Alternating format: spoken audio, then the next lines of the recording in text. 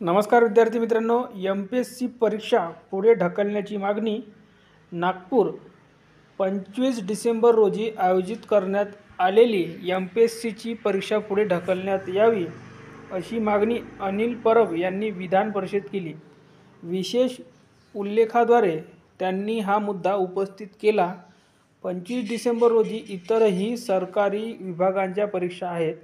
अशा स्थितीत उमेदवार नेमकी कुठली परीक्षा द्यावी या संभ्रमात आहे. त्यामुळे MPSCची परीक्षा पुढे ढकलण्यात यावी अशी मागणी परब यांनी केली.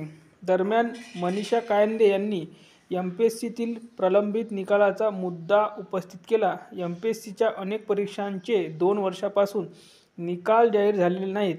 त्यामुळे उमेदवारांमध्ये असंतोष आहे. पोलीस, आरोग्यसेवक आदी पदांसाठी भरती झालेली नाही.